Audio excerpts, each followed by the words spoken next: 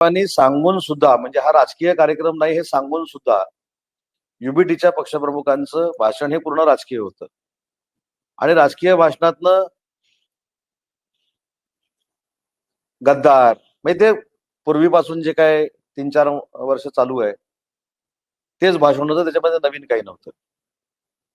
आज महाराष्ट्राच्या जनतेने एक बघितलं की 2022ला हिंदीची सक्ती हा अहवाल ज्यांनी स्वीकारला तेच आज सांगत होते की मराठीबद्दल मला प्रेम आहे. आता isakal.com आहे देशातील नंबर 1 ची मराठी न्यूज वेबसाईट.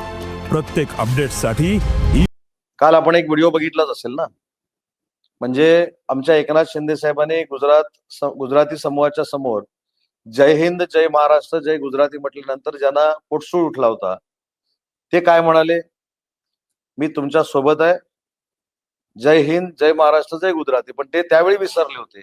नंतर त्यांच्या लक्षात आलं की आपण पण गुजराती म्हटलेलं आहे. आपल्या सगळ्यांच्या माध्यमातून 3 की 4 वर्षापूर्वी आम्ही देखील वरळीमध्ये केम छो वरळी हे देखील बॅनर बघितलेले आहे. गुजराती माणसाबरोबरच मराठी माणूस म्हणजे दुधातली साखर आहे अशी भाषणं देखील आपण सगळ्यांनी बघितलेली आहेत. त्याच्यामुळे दुसरं जे भाषण होतं ते पूर्ण राजकीय भाषण होतं. आणि प्रतिसाद देखील जर बघितला की जे राजसाहेबांच्या भाषणाला प्रतिसाद होता त्याच्यातला निम्मा पण प्रतिसाद दुसऱ्या भाषणाला नव्हता. मुद्दा एकच राहतो की मराठी माणसाच्या न्याय हक्कासाठी सगळ्यांना त्यांनी बोलवलं होतं, पण अजून मराठी ही काँग्रेसलाच कळली नाही, त्याच्यामुळे काँग्रेस तिथं नव्हती. त्यामुळे पहिली मराठी त्यांनी काँग्रेसला शिकवावी. स्वातंत्र्यवीर सावरकरांनी मराठीला पर्यायी शब्द दिलेत हे त्यांनी काँग्रेसला पटवून द्यावं. स्वातंत्र्यवीर सावरकर हे देखील मराठी भाषेचे प्रणेते होते, हे देखील मराठी भाषेचे समर्थक होते.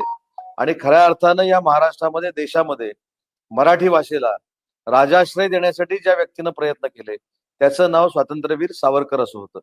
आणि म्हणून पहिलं उद्या एक आंदोलन होणं गरजेचं आहे की काँग्रेस जी काल आली नाही, म्हणजे आज आली नाही कार्यक्रमाला, त्याचं कारण काय? जर मराठीबद्दल आता भविष्यामध्ये एकत्रपणानं लढा दिला जाणार आहे तर तो पहिला काँग्रेसच्या विरोधात दिला पाहिजे. युबीटी उद्या रस्त्यावर उतरली पाहिजे. आणि स्वातंत्र्यवीर सावरकरांना शिव्या काँग्रेसनं का घातल्या? जे मराठी भाषेला फार मोठं करण्याच्या दृष्टीनं काम करत होते त्यांच्या बाबतीमध्ये काँग्रेसची भूमिका अशी काय आहे हे देखील त्यांनी विचारलं पाहिजे. परंतु एक स्पष्ट झालेलं आहे की एक भाषण हे मराठीच्या कल्याणाचं होतं आणि दुसरं भाषण जे आहे ते फक्त सत्तेचं होतं. सत्ता आता महाराष्ट्रामध्ये कशी येईल? भाषणात बघा ना, आता महाराष्ट्रात सत्ता कशी येईल, मुंबईमध्ये सत्ता कशी येईल, या सत्तेच्या हव्यासापोटी झालेलं भाषण होतं. हे क्लिअर कट महाराष्ट्राच्या जनतेला आजच्या भाषणातनं कळलेलं आहे. राजसाहेबांच्या भाषणामध्ये कुठेही आम्ही एकत्र येऊन निवडणूक लढणार आहे हे म्हटलेलं नसताना आम्ही आता एकत्र आहोत असं महाराष्ट्राला सांगण्याची काही गरज नाही. तुम्ही जर एकत्र आला कुटुंब म्हणून तर सगळ्यांनाच आनंद आहे.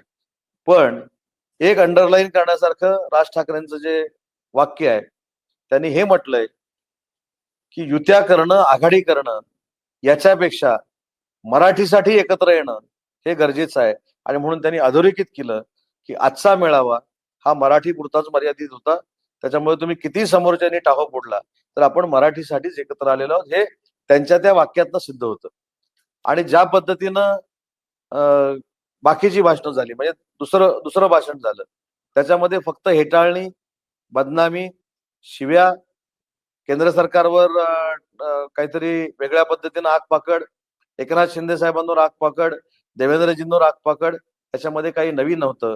पण परिपक्व राजकारणी कसं असतो हे आज देवेंद्रजींनी दाखवून दिलं. देवेंद्रजींनी असं सांगितलं की माझ्यामुळं जर 2 भाऊ एकत्र आले असतील तर ते परम भाग्य आहे. त्याच्यामुळे हे राजकारणाचा आदर्श देखील दुसऱ्या नंबरला भाषण करणाऱ्या मंडळींनी घेतला पाहिजे. एवढंच मला या पत्रकार परिषदेतनं सांगायचं होतं. आणि आजचा मेळावा किंवा आजचा जो काही मेळावा होता हा मराठी माणसाच्या नावावर घेऊन याच्यामध्ये अनेकांनी स्वतःची राजकीय पोळी बाजून घेण्याचा देखील प्रयत्न केला. पण राजसाहेबांच्या भाषणामध्ये असं कुठेही पुढे आलं नाही की हा जो मेळावा आहे तो एकत्र येण्याचा आहे, एकत्र काम करण्याचा आहे. त्यांनी त्यांची भूमिका नेहमीच्या पद्धतीनं स्पष्ट केली, सगळ्यांना मान सन्मान दिला आणि त्यांचं भाषण संपलं. पण दुसरं भाषण फक्त आणि फक्त सत्तेसाठी आणि खुर्चीसाठी होतं.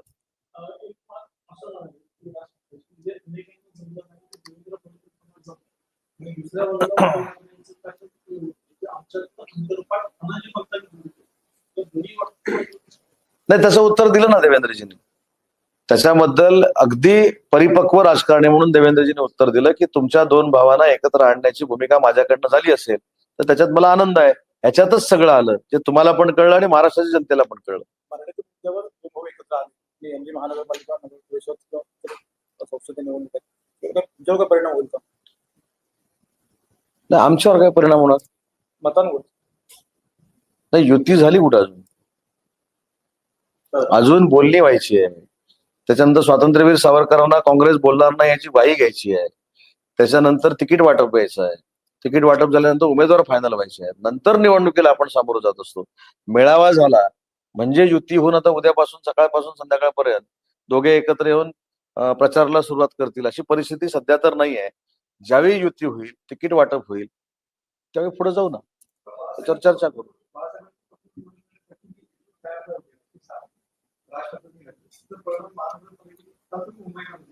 नाही, परवा काल जसं झालं की एकनाथ शिंदे साहेब जय गुजरात म्हणाले, जय गुजरात म्हणाले, जय गुजरात म्हणाले, पण त्याच्या अगोदर जय हिंद जय महाराष्ट्र म्हणाले, कोणीच सांगितलं नाही.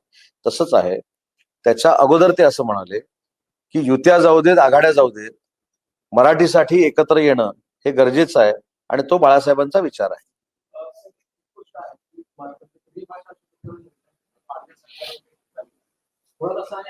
कुठलेही सरकार गावाने घेतलं तर त्याचे निर्णय बदलू शकतं राज्याच्या हितानुसार. या सरकारला पण निर्णय बदलावा, स्टॉप करावा असं का वाटतं?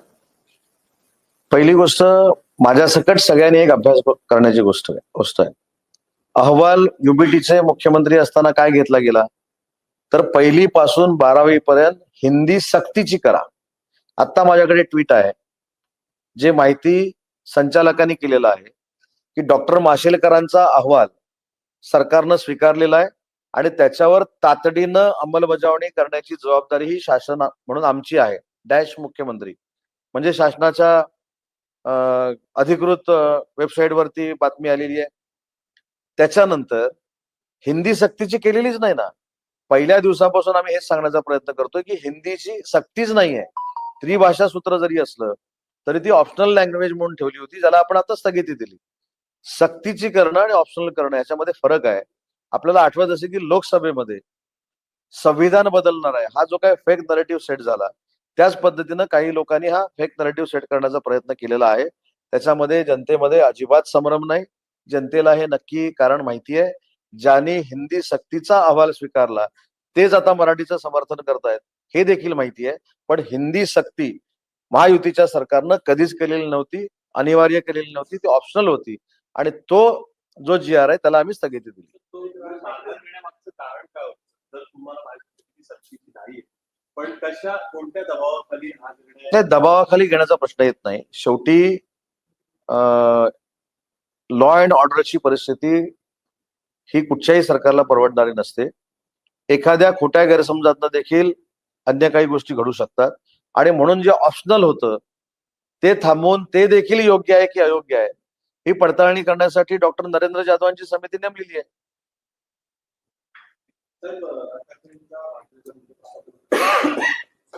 तुमची ताकद केली दुसरी असं देखील की मुंबई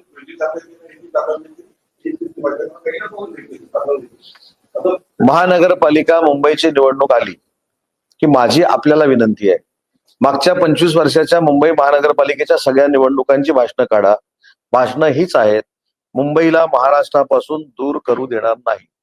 मुख्यमंत्र्यांनी सांगितलं, आम्हीच नाही, कोणाचाही बाप मुंबईला दूर करण्याचा प्रयत्न करू शकत नाही. जर कोणी तो केला तो आम्ही हाणून पाडू, हे राज्याचे मुख्यमंत्र्यांनी स्वतः सांगितलेलं आहे. मागच्या वेळी एकनाथ शिंदे साहेब मुख्यमंत्री असताना त्यांनी सांगितलेलं आहे, तुम्ही 5 मागच्या निवडणुका काढून बघा, तुम्ही सांगाल ते मी हरतो. प्रत्येक मुंबई महानगरपालिकेची निवडणूक आली की आता मुंबईला महाराष्ट्रापासून तोडणार, हे तुम्हीच आम्हाला दाखवलंय भाषणं. त्याच्यामुळे ती भाषणं तर त्यांना दाखवा. की जी दर 5 वर्षांना होतात आणि नंतर ते थांबतात. त्यात मोठाचं काही नाही. ते सगळं आता मुंबईच्या जनतेला देखील माहिती झालेलं आहे. तर मुंबई महानगरपालिकेने ते कोणीही राज ठाकरेंवर थेट टीका करत नाहीये, त्याला सांगून घेतात. त्याचं काय कारण आहे? काही पुढे भविष्यात काही वेगळं नाही, बघायला का करावं टीका? नाही, टीका जसं ते ज्या पद्धतीने तुमच्या विरोधात आता जसे एकत्र आले आणि त्यांनी त्या सक्तीच्या विरोधात जे आंदोलन आज केलं, जे जल्लोष केला, तर त्याच्यानंतर ही भूमिका जी आहे ती सॉफ्टच आहे असं काय? नाही, सॉफ्ट कुठे? आम्ही आमची भूमिका मांडतोय ना. उद्धव ठाकरे तसं उत्तर त्यांनी एक मिनिट, त्यांनी जर तेवढ्या घाणेरड्या भाषेमध्ये टीका केली असती, ते राजकीय एथिक्स सांभाळतात आणि म्हणून आम्हाला राजकीय एथिक्स पण सांभाळले पाहिजे. एखाद्या गोष्टीसाठी सरकारवर टीका करणं म्हणजे काय पारंपरिक वैर घेणं होत नाही. एखाद्या गोष्टीवर सरकारवर टीका करून आपली भूमिका मांडणं आणि ती जहाल भाषेमध्ये मांडणं हे म्हणजे काय पारंपरिक वैर होत नाही. पण बाकीची जी भाषणं होतात ती वैयक्तिक होतात, शिवीगाळीची असतात, वाटेल त्या थराला जाऊन बोललं जातं, कसल्याही उपमा दिल्या जातात, तर त्यांच्यावर टीका होते. आणि दुसरी जी आहे ती आम्ही खिलाडू वृत्तीने घेतो, कारण शेवटी त्या व्यक्तीनं जर त्याला आपण बिलो दी बेल्ट जाऊन काही जर बोललंच नसेल तर आम्हाला देखील अधिकार काय बनतो की त्यांना आम्ही त्यांच्याच भाषेमध्ये उत्तर त्यांना देतो. शेवटी ज्याची भाषा जशी असेल त्याच पद्धतीने विरोधक किंवा सत्ताधारी उत्तर देणार आहे.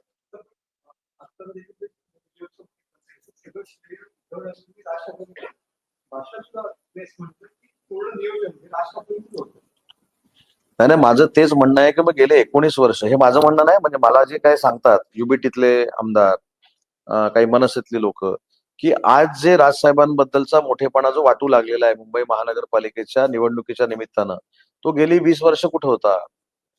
अनेक वेळा राजसाहेबांनी टाळी देण्याचा प्रयत्न केला, तेव्हा टाळी कुठे गेली होती?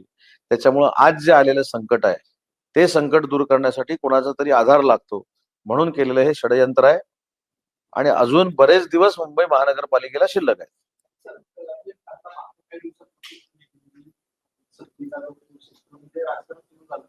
त्यामध्ये मराठी अमराठी हा वाला त्यांना मारण्यापर्यंत हा पोहोचलेला आहे. त्यामध्ये असं नाही की कागदचे विषय त्या माणसावर जे काही ट्विट केलं त्यापर्यंत रिएक्शन जे आहे म्हणजे आपण फडा असलेली काढली.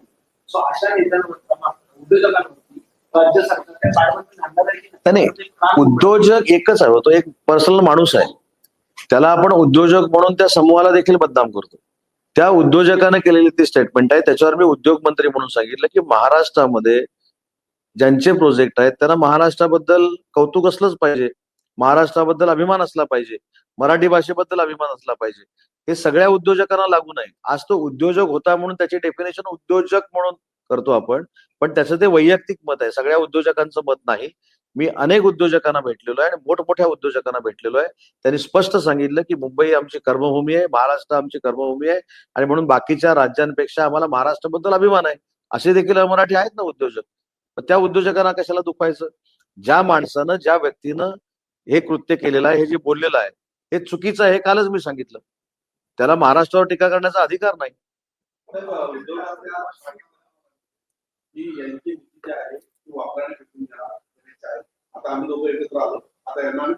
पण ते पहिलं भाषण करणारे कुठं म्हणाले आम्ही एकत्र आलो?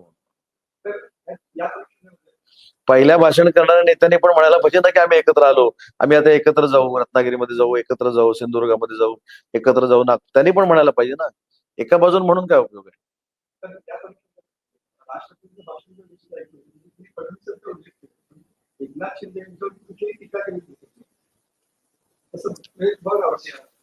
नाही नाही, तुम्ही फडणवीस साहेबांबद्दलचं पण त्यांची जर टीका बघितली तर ती राजकीय एथिक्स पाळून केलेली टीका होती. एक लक्षात घ्या, वंदनीय बाळासाहेबांची मी भाषण ऐकली, त्याच्यावर कदाचित काम केलेलं नसेल, पण त्यांची मी भाषण ऐकली, तर त्या सगळ्या भाषेला बोलण्याचा त्यांना अधिकार होता. परंतु दुसरं जे भाषण झालं की गद्दार पायचा, किती किती म्हणजे किती ते फ्रस्ट्रेशन, जिथं भेटेल तिथं फ्रस्ट्रेशन काढायचं. आता राजसाहेबांची संधी मिळाली, राजसाहेबांचं व्यासपीठ मिळालं, तिथं पण फ्रस्ट्रेशन. अरे कुठंतरी थांबा, कुठंतरी स्वीकारा की माननीय एकनाथ शिंदे साहेब तुमच्याकडचे 50 आमदार घेऊन त्यांनी उठाव केला आणि भाजप बरोबर नॅशनल अलायन्स झाली. कुठंतरी मान्य करा. किती दिवस गद्दार, किती दिवस उद्योग गेले. आणि मला मात्र एक चांगलं वाटतं, कुठच्याही भाषणात उद्योग विभाग येतो, मी समाधानी आहे. म्हणजे उद्योग गेले, म्हणजे उद्योग, अरे आता या लोकांनी गडचिरोलीमध्ये आलं पाहिजे, या लोकांनी छत्रपती संभाजीनगरला आलं पाहिजे, या लोकांनी रत्नागिरीमध्ये आलं पाहिजे, किती उद्योग आलेत काय. त्याच्यामुळे एक चांगलं आहे ना की फ्रस्ट्रेशन मधनं बाहेरच येत नाहीत. 3 वर्ष म्हणजे भाषणाला सुरुवात झाली की असं जाणवतं काल परवा प्रसंग घडलाय की काय. त्याच्यामुळे ठीक आहे, ते त्याच्यातनं बाहेर आले नाहीत. आणि दुसरं, राज साहेबांचं जे भाषण असतं ते त्यांचं एक स्वतंत्र विचारसरणी आहे, स्वतंत्र त्यांचं मार्गक्रमण असतं. त्याच्यामुळे त्यांच्यावर उगाचच काहीतरी तोंड टाकणं, कशाला तोंड टाकायला पाहिजे. त्यांनी त्यांची भूमिका मांडलेली आहे. आता जयंत पाटील साहेब ज्यावेळी बोलतात किंवा शरद पवार साहेब ज्यावेळी बोलतात ते टीका करतात, पण ज्या राजकीय सगळ्या मूल्यतंत्रांना जपून सगळं ते करतात, त्यांच्या पुढच्या पिढीनं तसंच केलं पाहिजे ना. जसं समोरचा बोलतो तसं उत्तर असणार आहे. सर, मुंबई गोवा महामार्गाची आज पाहणी केली. मुंबई गोवा महामार्ग तो आणि आम्ही लोक याच्यावर स्वतंत्र पत्रकार परिषद घ्यावी लागेल, लिंबू मिरचीवर. एवढंच मी सांगतो, जास्त बोलत नाही मी, कारण मी पण एक लिमिट पाळतो. कोणाच्याही स्वातंत्र्यावर मी बोलून गदा आणत नाही, परंतु एवढ्या सगळ्या लोकांच्या समोर लिंबू मिरची हे सगळं बोलताना याच्यावर स्वतंत्र पत्रकार परिषद घ्यावी लागेल. आणि माझ्याबरोबर दोघा तिघांना अजून घ्यावं लागेल. म्हणजे तुम्हाला महाराष्ट्राला कळायचं जर असेल, अजून 3-4 लोकांना घ्यावं लागेल. या 3-4 लोकांचा अर्थ ज्यांना कळायचा त्यांना व्यवस्थित कळेल. पण तशी पत्रकार परिषद झाली तर ते अडचणीची होईल. त्याच्यामुळे ज्यांना जे भावतं ते करतायत की नाही, ते त्यांच्या व्यासपीठावर गेले, मनसेच्या मोर्चात गेले, आम्ही कुठं नाही म्हटलं. त्याच्यामुळं लिंबू काय ते मिरची त्याच्यावर न बोललेलं बरं. काही इशारा नाही. मी इशारा करणार एवढा त्यांच्या एवढ्या कुठं मोठा आहे. त्यांना सगळ्यांवर बोलण्याचा अधिकार आहे. त्यांना नरेंद्र मोदी साहेबांवर बोलण्याचा अधिकार आहे, त्यांना अमित शहांवर बोलण्याचा अधिकार आहे, त्यांना देवेंद्रजींवर बोलण्याचा अधिकार आहे, त्यांना एकनाथ शिंदे साहेबांवर बोलण्याचा अधिकार आहे. इथपर्यंत ठीक आहे. मी तर फारच छोटा आहे, माझ्यावर तर बोलत असतात. त्याच्यामुळे मला, मी त्यांना उद्देशून बोललो अजिबात नाही. ज्यांना कोणाला उद्देशून बोललो त्यांनी त्याच्यातनं बोध घ्यावा. काय ते नाही, तुम्ही आता काय बोलले रेडे, तुम्ही काय बोलले रेडे काय काय बोलले, रेडे कापले काय, बरोबर असंच बोललो ना. तर मी काय बोललो की मी कोणा नाव पण घेतलं नाही. मी म्हटलं लिंबू मिरचीवर जर बोलायचं झालं तर अख्खी पत्रकार परिषद 1.5-2 तासाची घ्यावी लागेल. तेवढे पेशन्स तुमच्यामध्ये असतील तर मी ती घेऊ शकतो.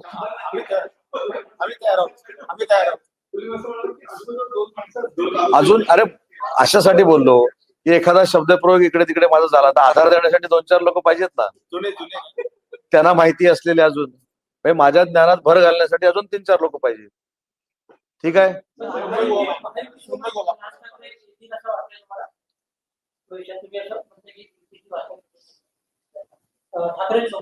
राज ठाकरे साहेबांनी कोणाबरोबर जायचं हा वैयक्तिक राज ठाकरे साहेबांचा प्रश्न आहे, बरोबर आहे की नाही. आता इतकं म्हणजे मला ठीक आहे, युबीटीला घाई लागली ठीक आहे, पण तुम्हाला पण किती घाई लागली तिची.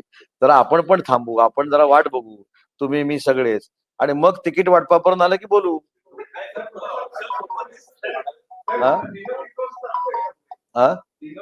हे बघा, राज साहेबांचे शिंदे साहेबांचे संबंध, राज साहेबांचे माझे संबंध हे राजकारणाच्या पलीकडचे आहे.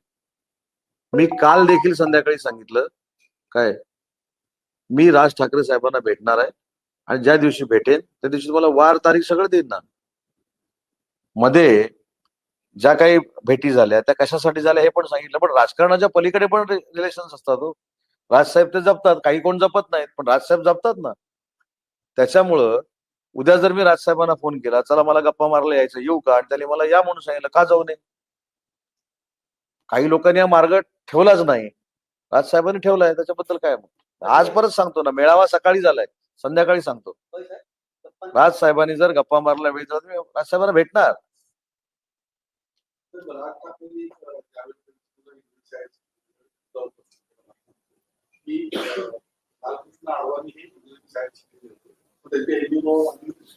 मला त्याच्यावर काही बोलायचं नाही. स्वतः उदय सामंत आदर्श विद्या मंदिर पाली जिल्हा परिषद शाळा क्रमांक 1 मध्ये शिकलेला आहे, एवढं मला माहिती.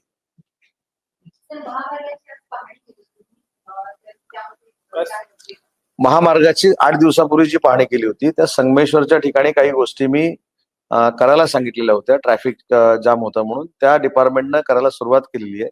त्याची मी पाहणी केली आणि पुढच्या 8 दिवसाचं देखील टार्गेट देऊन त्यांना आलेलं आहे. नाही, हा आपल्या दृष्टीनं खड्डेमय रस्त्याचा शेवटचा गणपती आहे. मी हे देखील सांगितलं की 354 किलोमीटर पैकी 21 किलोमीटर मध्येच काम शिल्लक आहे आणि त्याच्यात आपण सगळे दुर्दैवी आहोत की अरवली पासून पुढचं जे काम आहे ते फार बेकार झालेलं आहे आणि 4.5 किलोमीटरची लेंथ फक्त डबल लेंथ कॉन्क्रीट होण्याची बाकी आहे. तरी देखील त्याला एवढा वेळ लागतो, इतका तो रस्ता खराब आहे.